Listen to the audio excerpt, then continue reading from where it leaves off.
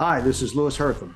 Welcome to the FSF podcast. The show that makes Alexa and Siri wish they didn't have to listen, but that would slow their sudden and inevitable betrayals.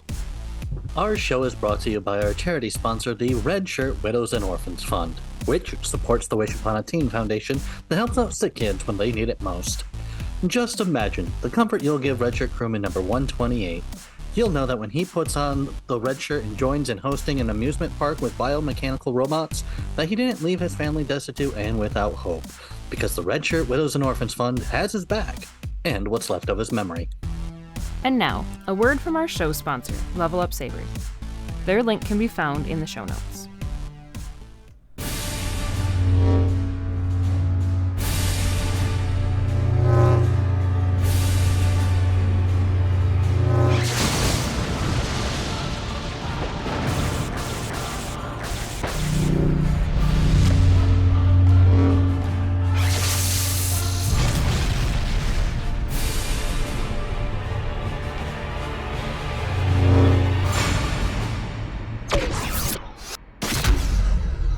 All right there, kids and cadets, welcome to the FSF Popcast. Today we have an actor joining us who's had roles on shows like Murder, She Wrote, True Blood, and those led to Westworld on HBO.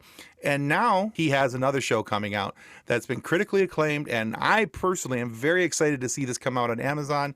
That's coming out on October 21st, 2022, and that show is called The Peripheral, and you're going to want to check that out. If you haven't watched the trailer yet, don't leave this interview, wait till it's done, but then go watch the trailer and then come back. Or if you do leave this, at least come back. But you're going to want to hear the rest of this interview. But we are very excited to have Louis Herthum today on the FSF Podcast. Welcome to the show, Louis. Thank you. Good to be here. Thanks for having me. Yeah. So like I said in the intro there, we're all very excited to have a moment to talk with you about this upcoming show on Amazon.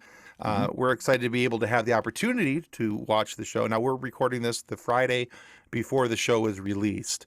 So the trailer that I've watched has looked amazing. I think Amazon has an extended trailer. It's like, I think almost about 2 minutes, two and a half minutes. And it shows quite a bit out there. It looks to be very well cast and looks very exciting. So if you would, please tell everyone a little bit about your show, your character, and what they can be looking forward to in season 1 of The Peripheral. Okay, well, it's very well cast and it's very exciting. You're right. And so it's based on the William Gibson book of the same name, The Peripheral. William Gibson, as many of you know, is an extraordinary sci-fi writer.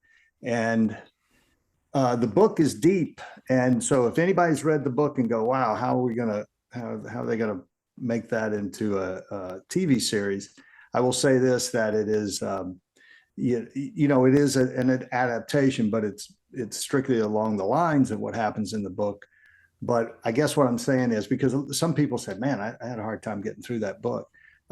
You won't have as hard a time getting through the series, but it is extremely exciting. As you say, it's big. It's really big. And to talk about the cast, when you said well cast, is definitely well cast, with Chloe Grace Moretz and Jack Rayner in the leads, and Gary Carr from The Deuce, one of my favorite shows where I became a big fan of his. And of course, it's brought to you by Jonah Nolan and Lisa Joy. So it's kind of hard to go wrong there, So it's a futuristic, like my character resides in a fictitious town called Clanton, North Carolina, set in the year 2030.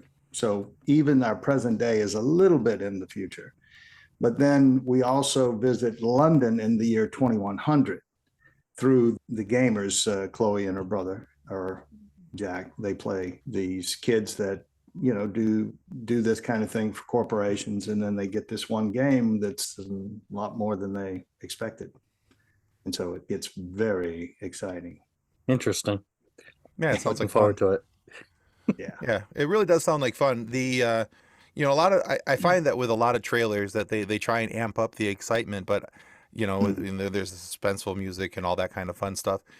And I felt very much so like that wasn't the thing that was even needed for the trailer, because they were showing parts of excitement and trying to build up the story for it, so that there was a little bit more than just, oh well, here's a show and golly, tune into Amazon. Yeah, well, I mean, you're right. Trailers usually do put a lot of their biggest and flashiest stuff, but believe me, there is a lot that's not in that trailer. I mean, it's a ride. Now I haven't seen all the episodes, but I've seen several of them, and believe me, at the end of each episode, it really leaves you wanting more, and it gives you more as we go. So I think that at the premiere the other night, they did they only showed the pilot episode, and then after they showed what's to come.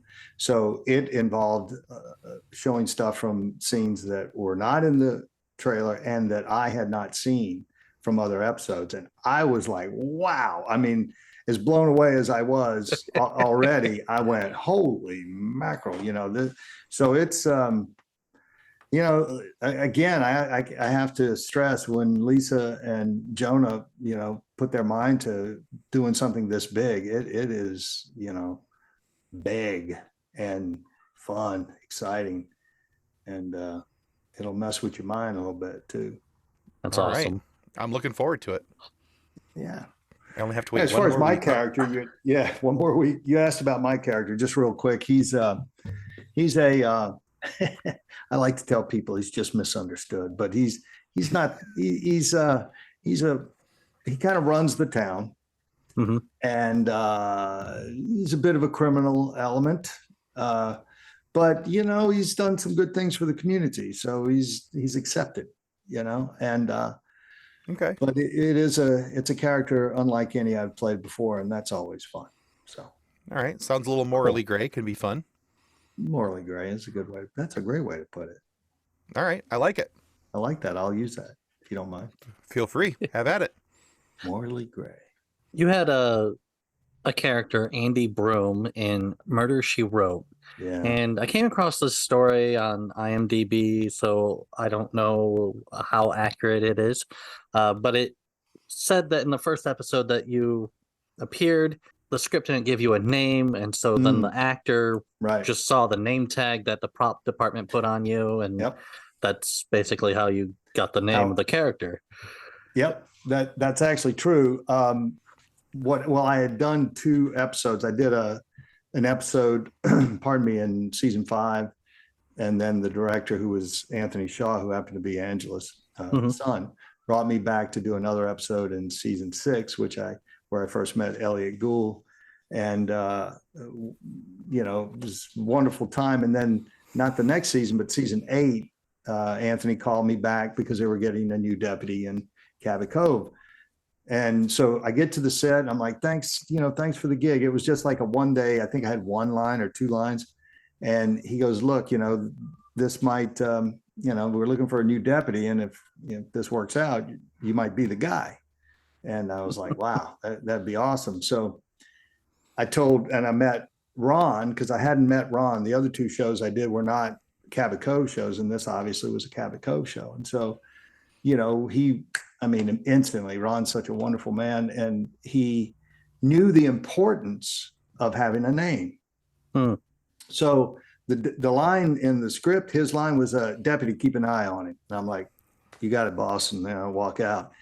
But he goes, let me see, what's your name? He goes, I'm gonna call you by your name. And props department just happened to grab a name tag that said Andy Broom. In fact, I think that's my the plaque from that sat on my right there, Deputy Andy Broom.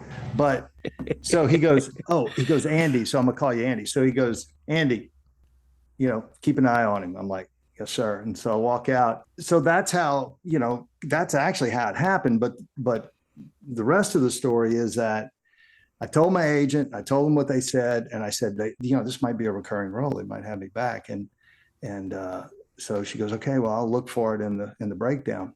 Well, when the next Cabot Cove episode came up, it was in the breakdown. They were looking for a Deputy Dave Anderson. So she calls me and she goes, well, they're casting for that part. And, I didn't even tell her about the whole Andy thing because it was very non-consequential. And so I went, well, I guess it didn't work out. And then she called me back like 2 days later and she goes, they want you to do that role. So the script said Dave Anderson. And then so even the credit at the end of the show says Louis Herthum is Dave Anderson, Deputy Dave Anderson. But when we got there, I told everybody, I said, he already called me Andy in the last thing. And they go, oh, that's right. So they had to go and find the name tag. And so I became Deputy Andy from that point on. But it would have been Deputy Dave Anderson had Ron not said, I'm going to call you Andy. So That's funny. That's how that happened. Yeah. And that story kind of gets me thinking, like, do you guys actually put on some sort of name tag of the character, like in rehearsals or anything? Well, in rehearsals, by then you're usually in costume already, Gotcha. So yeah, but I mean, I don't think anyone does it for the purpose of getting into their character, because the costume, or the wardrobe, I should say, not so much costume, sort of helps that anyway, So no, hello, my name is Inigo Montoya. You killed I'm my here father. to Prepared kill to my die. father, prepared to die. Exactly. No, No. Okay. So do you still, are there some people out there that you only know by their screen name, like in a show that you've worked on, and you're like, I know your screen name, but I don't know your real name? Well, I don't know that I don't know their real name, but sometimes you mess up and call them by their screen name. Fair enough. Yeah, you just get so used to it. I did it just the other day. Who was I talking to? One of the cast members on this show. I called them by their cast name instead of their actual name. I think I did it at the premiere. But you just get to you spend some of them. You spend a lot more time with them as the character than you do outside of the job. Right. Yeah, that makes sense to me. Yeah. Completely. Okay. So, Louis, everyone has an origin story. Everybody that we bring on the show and we talk to them, they have an origin story of something about how they got to where they are and how they got there, something that motivated them to become the person sitting at the virtual table with us today. Absolutely. So in the story of Louis Herthum, what is the origin? What made you get interested in a career in the field of entertainment? I can sum it up in one word. Let's see if you guys know what it means. Bullit. Oh, Steve McQueen. Yeah. So I saw that movie. My dad took me to see that movie when I was a kid. And at that point, I mean, this was before I'd thought about any kind of career. I was 12, I think, and just aged myself, but that's okay. Everybody knows how old I am. I don't care. And that chase scene, it was like Steve McQueen was the coolest guy around, but sure. It was the chase scene. So I walk out of the theater. It's a moment in time I can see just as clearly as I'm looking at you guys on my computer screen. I know exactly where I was. I walked out of the door. It was one of those old-fashioned theaters built in the 30s in downtown Baton Rouge, Hart Theater. Had the little area with the posters with the little booth in the middle, typical old-fashioned. We're walking out and I said, Dad, that's what I want to do when I grow up. And he goes, you want to be in movies? I said, I want to drive cars like that in movies. So for me, I wanted to be a stuntman. That was my goal all through the rest of school, even to the little bit of college that I went to. And I just wanted to get out here and start, doing stunts. And in the interim, I was selling men's suits in a fine men's clothing store, ended up doing some modeling for him. One thing led to another, ended up doing TV commercials. And I was still, it's like, okay, I'll do all this stuff, kind of get used to the entertainment industry, to being on camera and stuff like that. But I still wanted to do stunts. And then my agent at the time, Dee Cawthorn, she put a play in my hand. I came to the office one day. She goes, oh, here. She gave me this play, The Rainmaker by N. Richard Nash.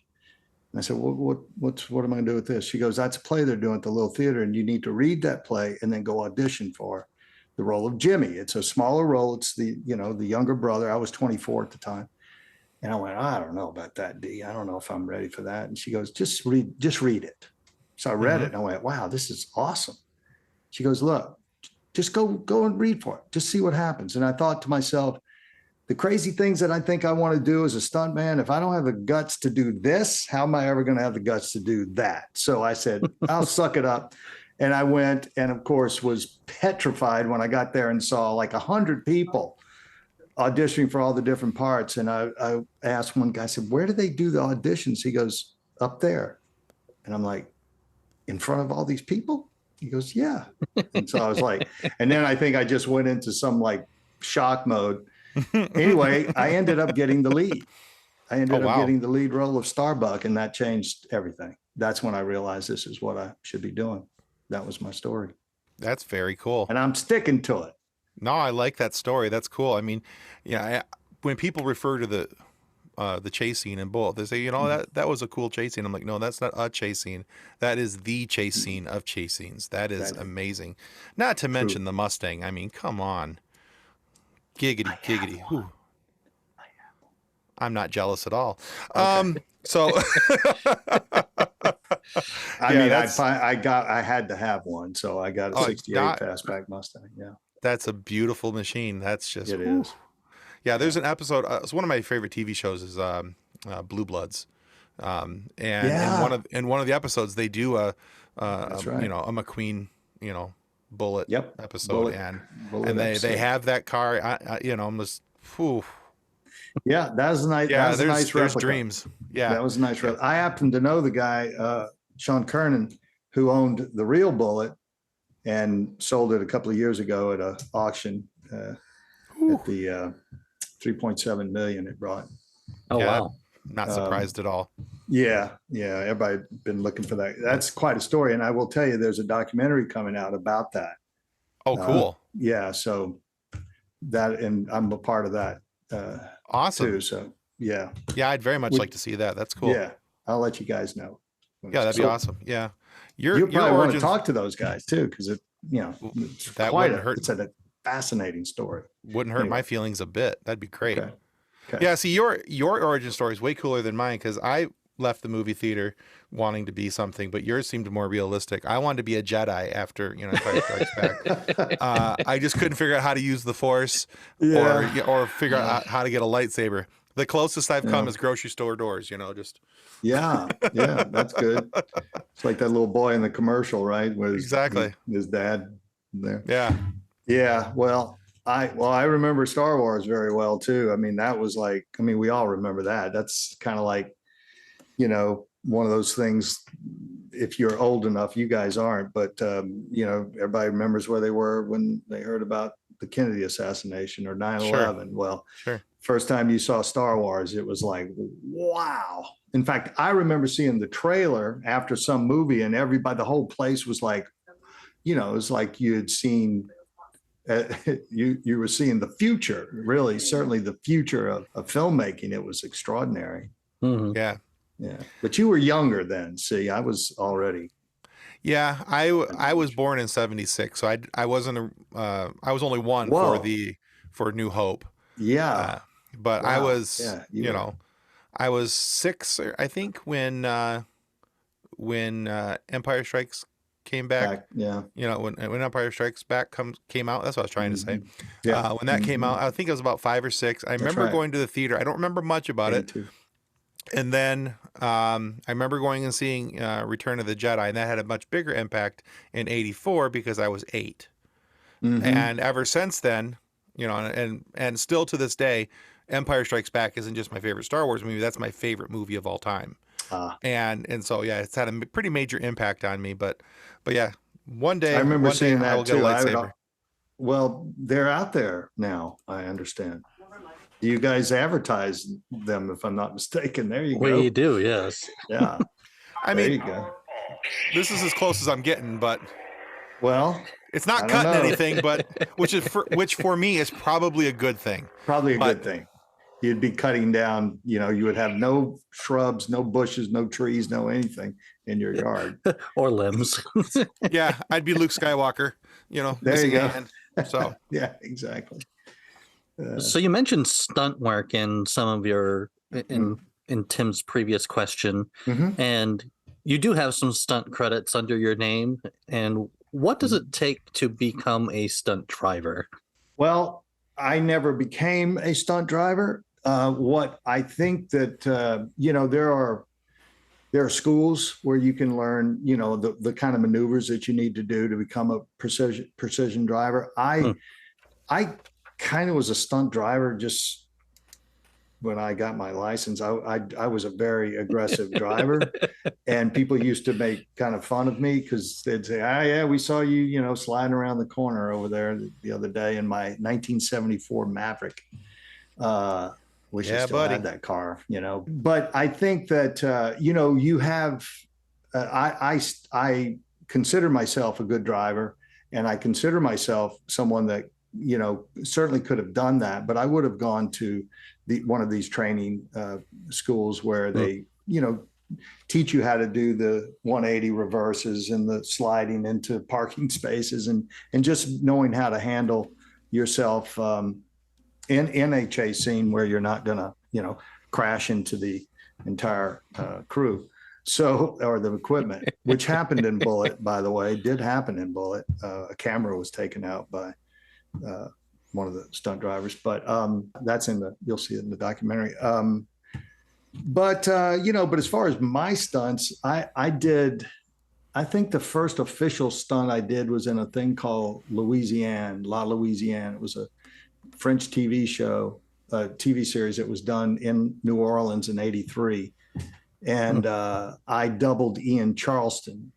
Ian Charleston was a guy from what was it called? Chariots of Fire. He was a British actor. He's passed now. And I had to jump off of a riverboat into the Mississippi River, which is probably not the best idea, but I really wanted to do this stunt. So I doubled him, jumping off the second tier into the river to save one of the people. I also did a little role in that film as well. So I've done some bona fide stunts. And then, of course, once I started acting, I boxed for many years. So I still pretty much do all my fight scenes, my own fight scenes, because I'm pretty proficient at stunt fighting.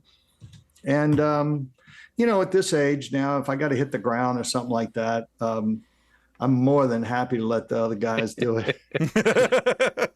Right. Say, man, I don't want to take a job away from a stunt person. Come on in here and do that. Yeah. Right. But I will say this, in True Blood, I had this massive fight scene with Joe Manganiello. Joe's 6'5", about 235 of solid rock. He's a big dude. And he's a big dude. And you see the pictures of he and I, I'm literally looking up at him and I have to fight him and throw him around because I was on B, so I literally felt that for quite a while, several days after I felt that fight scene, but it was fun. I'm glad I did it. And I had a stunt guy, like when there's one place where he throws me and that's not me. That's Brian Height, I believe was his name. That's the I'm going to feel this enough. You come in here, take this. Yeah. Well, the funny thing is that the day before, just rehearsing it. I mean, I think it was 2 days before rehearsing. Then the next day I went to one of those people that put all that tape on you, that I heard about that therapeutic tape, and it helped. And so when I did the stunt, I was wearing that therapeutic tape under my wardrobe. Hey, whatever it takes, man, to not feel it as much. You're going to feel it, but whatever makes it so you don't feel it as much. Exactly. Yeah. And now a word from our sponsor.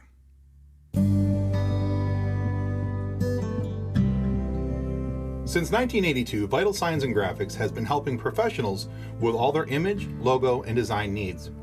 Perhaps you're looking for signs and banners, truck and trailer lettering, business cards, brochures, or other image and marketing aids. Vital Signs and Graphics in-house design studio has you covered. From logos to apparel, start to finish, Vital Signs and Graphics has everything you need to look and feel professional. Call Rick at 231-652-3300. He'll get you noticed. Welcome back to the FSF Popcast. So many of us have that special little something that we like to hold close to our hearts. What is a project that you've worked on that is a little less known, that is close to your heart, that you wish got a little more love? There are a couple. I've produced 5 feature films, 5 small, low budget narrative features, and 1 full length documentary. The first film I made was called Favorite Son. I did it in my hometown, and it really was a lovely little film. I think that distributors, I did it in 96 and it was ready to go like in the beginning of 97. And that's right when the independent craze really started, Sling Blade, Brothers McMullen, Ulysses Gold, all these films were coming out that had stars in them, and ours didn't. And had I made this film maybe 2 years before, I would have sold it in every territory because it was a great little independent American film. So it made it very, very hard to sell, and I never really got it off the ground. Certainly didn't make its money back, unfortunately. And then in 2004, I made a dark little independent film called Red Ridge that I made with some buddies of mine, Damien Skinner and Jean-Luc Martin. And it was based on a real life story that had been in the press in the Dallas area in Texas. And Damien Skinner, who directed it, was based on a story about human trafficking and how these young Hispanic women were being kidnapped and forced into this sex slavery. So he wanted to sort of, bring some light to that topic. And so that's what the movie was about. It was very dark. It was really very dark, but we did it for like $140,000. And, and it was one of those films where everybody wanted to be there. Nobody got paid anything, and, barely enough to eat on. But we had a good time, and we did it out of the love of the project. And we got some distribution overseas. We did win a film festival. Oh, wow. Okay. Yeah, we won the best director and best film at New York International Independent Film Festival. But, so yeah, there've been, and then the documentary that I produced, the girl that made it, Marie Devitur, she did it pretty much on her own, but it was about the first post-Katrina Mardi Gras. And she did it as a school project. I helped her put it together, got a lot of the things that she needed to make the film, just thinking it was going to be like a student project. And when she started sending me clips, I'm like, this is really good. And then when she finished the film, she put all this popular music in it, like When the Saints Go Marching In, and, do you know what it means to miss New Orleans? These are things that cost you a fortune. And they so worked with what she did. And then she sends it to me, and I'm like, this is fantastic. I think I could get you a deal. And I actually found somebody that wanted to distribute it. And so then I had to find out how much the music cost. And the rights was ridiculous. I bet. So the movie would never have made that much money back, so it just didn't make any sense. And even change it, I did have someone offer to change it, but again, like there was a group in the film of these ladies that would sing in the French Quarter, and they would use popular music, but change like a parody almost, and change the lyrics. So you're still going to have to buy it. And that was a huge part. We kept going back to them. That was a huge part of the show, of the film. And it just didn't make any sense, unfortunately. But those are some of the projects that were near and dear and didn't go where I'd like to see them go. Yeah, understood. Well, it's kind of interesting, though, you mentioned that, because, one of my next question was talking about the success that we find in our careers. And sometimes we focus on the things that have gotten away, or the things that didn't quite get to where we want them to be. But that's not what we want to do with this question. We want to kind of look to the future. Now, we mentioned in the beginning, next week, next Friday, actually will be the Friday that this episode is released. We're going to release it the same day as your show, The Peripheral. So we're going to rush it into editing here. But outside of hopefully a long run for The Peripheral on Amazon of multiple seasons and it becoming wildly popular, from what I've seen, it should be. What's a role that's sitting out there that you've always wanted to have, that you'd love to add to your resume? Just something to throw out into the universe, see what sticks to the wall. Well, I'd have to say, I mean, my role in Westworld was near and dear to me without question, Peter Abernathy. And that was a Western. But I would love to do, a pretty full-blown Western as a human, Sure. not a robot necessarily. Although that'd be okay as long as he's just in something like, for example, Horizon, which Costner is doing now. I hear he's doing 3 or 4 films in this series, but be able to do a film like that would be fabulous. But I also am a big fan of the 60s and 70s films. I mean, I would love to do something sort of in the genre of Bullit, because that movie is so near and dear to my heart. I'd love to do, a movie from that period with those cars, with those clothes. I just love the period. So that would be a pretty cool thing to do, wouldn't mind playing a, detective, sort of a role, something like that would be pretty cool. Yeah, that would be. I think out there. Yeah, exactly. Yeah, that's the whole point of the question. Just throw it out there, see what happens. I think a period piece would be really cool. And with your love for Bullit, Yeah. I think that'd be a lot of fun to do a similar style of something like that, because not only would hopefully be something that, clearly you should get paid for, but also it'd be a heart project. It'd be something that you do because it's something in your heart, something you want to see succeed. So I think that'd be really cool. Yeah, I agree. So let's hope it's making its way through the universe. Cross my toes for you too. Near and far. I actually wrote a sequel to Bullit. Oh yeah? Yeah, just because I wanted to. And I wrote it probably back in 06 or so. Don Gordon was still alive. There was Robert Vaughn was still alive. Most everybody was still alive, but Steve and maybe some of the other more minor characters from the film.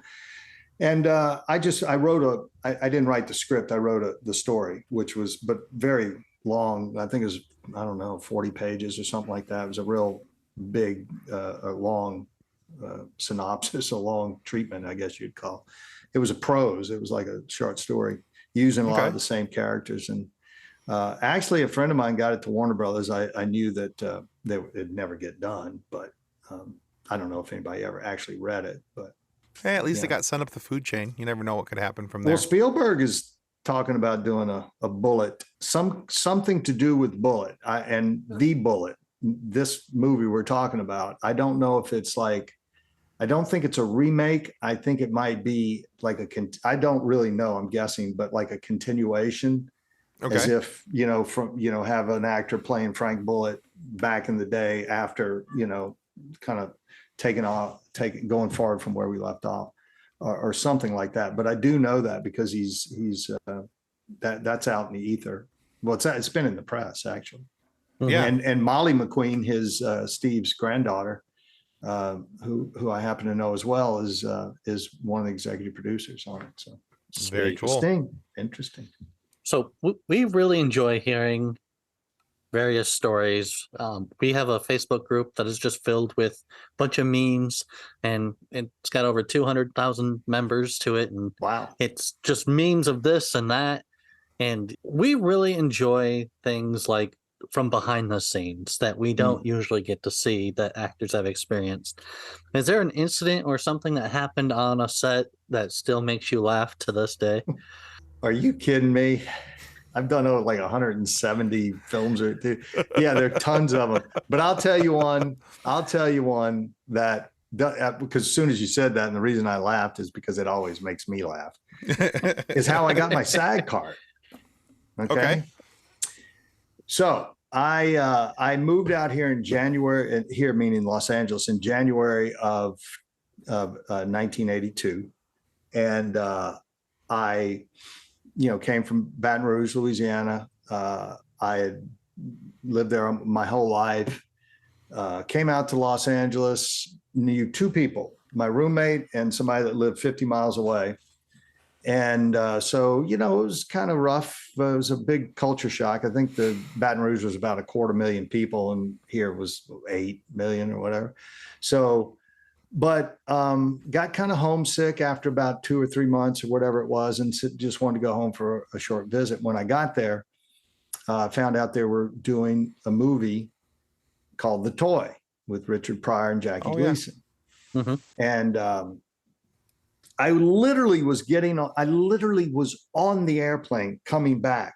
And one of my best friends, Nick Abed, was working at the airport at one of the rental places. And the agent that I mentioned earlier, Dee Cawthorn, called him because she found out I was on the way back. She knew I was going back because she had tried to get me a role in the film and was unsuccessful, or an audition. There just wasn't anything for me to audition for. So I was going back. Nick comes onto the plane. He goes, Dee says she can get you a gig on the film, on the crew. And I'm like, I'm out of here. Sorry, you can have my seat. It was a different story back then. It was like the planes weren't full. It was like, so anyway, I got off. And then I met with, his name was Jerry Barowitz. He was the production manager. And she got me a breakfast meeting with him, the sweetest man. And he goes, Louis, we talked for a while. I told him what I want to do. And he goes, well, obviously there's no acting roles. I said, yes, sir, I realize that. But I would just love to work on the film, whatever you have. He goes, I'll be honest with you, Louis, the only thing I got left that I haven't cast is Jackie's stand-in. And I went, well, I'm game if you are. And he's like, well, stand up. And so I stood up and he stood up and he goes, well, you're about the same height. And I mean, I'm 25-year-old, pretty slim and trim guy. And he goes, all right, what the heck? So I was Jackie Gleason's stand-in for that film. And when there's a film, that film could never get made today because not even close. Not even close. So the scene where Eric, the young Master Bates, as yes, he's called, because it was Jackie Gleason's name was Mr. Bates, and he delivers. He sees Richard in a window in a store, and he tells his dad, "That's what I want." So. I have trouble even talking about it. But anyway, he comes to the house in a crate and he's eating dinner and somebody announces that the crate's there. So Eric gets up and he runs in there and starts opening the box. And then Gleason comes in and goes, what's going on here? So anyway, Richard was in the box supposedly. And the day we shot that, Richard was not on the set. So Richard Donner, who directed the film, said, Louis, will you read Richard's lines from inside the box? And he said, would you, go ahead and run the lines with Jackie? So I'm over there running lines. I'm sitting there running lines with Jackie Gleason. Okay. And like that, if that wasn't good enough. And then, so I get in the box, we get ready to shoot it. And Donner comes over and he leans down in the box. He goes, Louis, be sure you give enough time between the lines so that we can dub Richard's voice in. And so I said, yeah, no problem. Now, I was a huge Richard Pryor fan. I listened to all his records. I used to do impersonations of Richard. So I'm like, how am I going to know? The only way I know to give it enough time is to do it the way I think Richard would do it. Oh my. And the very first line, because what happens is Eric's opening the box and the Fraulein comes in and says, Eric, you will not open this box if you don't come finish your dinner. You can't open it till tomorrow. And Richard's first line is HELP, all caps, 3 exclamation marks. So I'm like, he's screaming. So when she goes, you can't open this till tomorrow. I don't want to blow your ears out, but I went, help! and then it's like they're like, what's going on here? I'm like, are you crazy? And I did this whole Pryor impersonation through the whole thing, the whole first take, and then after that take, it's like the crew applauded, and the other thing That's too awesome. that I take credit for real quick, because I know y'all got to run, but when I screamed help like that, help, Gleason went oof. And that wasn't in the script, but when he went oof, he used it throughout the whole movie. He kept using that oof. So I take a little credit for that. That's But fantastic. yeah, that was quite an experience. Awesome. Love it. So anyway, Donner gave me he goes, you did a great job on your film debut. I said, great. Do I get a side card? And he goes, yeah, give him the side card. So I think my credit was man in box. Perfect. So, yeah. Love it. That's awesome. Well, Louis, thank you so much for being on our show today. Where can our listeners go to find out more about you and your work? I mean, if you mean social media, I'm at Louis_Herthum at Twitter, Instagram, and on Facebook. I'm just Louis Herthum. And I'm at Louis_Herthum because somebody has my name at Louis Herthum on both Twitter and Instagram, and they won't give it back to me. They've had it for years, doing nothing with it, and they won't give it back. So, but I mean, look, I'll be honest with you, I'm not great at social media, and but that's where I post things, that I'm doing. Understood. Probably the best place to do it. We'll make sure that we get some of those links put into our show description so that our listeners can check them out. Cool. All right. We also want to remind everybody that subscribing is the single most important thing that you can do to help our show to continue to grow and get these amazing guests like Louis here today to have these really fun conversations with and have funny moments for you guys to be able to listen to. So please subscribe. It helps out more than we can really tell you. And be sure to check out Louis's work as well. You're going to want to watch The Peripheral. Watch it today. You won't be disappointed. I have a very strong feeling about that.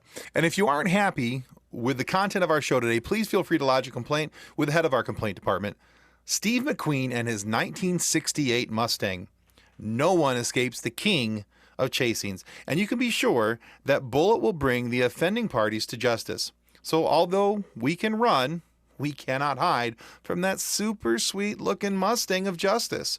So turn in at least 3 copies of your complaint, just in case a couple, fly out the window as he's doing his driving. Bullit was good at car chases. We can't be sure about the paperwork. So if you want the offending parties dealt with, you won't have to race through the streets of San Francisco. Bullit will do it for you. Well, thanks again, Louis. Oh, you're welcome. Thank you, guys. Thank you, Louis. All right, guys, that's going to conclude us for the FSF Popcast. Goodbye. Ciao. On behalf of the rest of the hosts of the FSF Popcast, we want to thank you for listening to this episode. If you'd like to be a guest on a future episode, please contact us by means of Twitter or Instagram using the handle @FSFPopcast, or go to www.fsfpopcast.com and click on the Contact Me link. Thanks again, and hope you enjoyed the episode.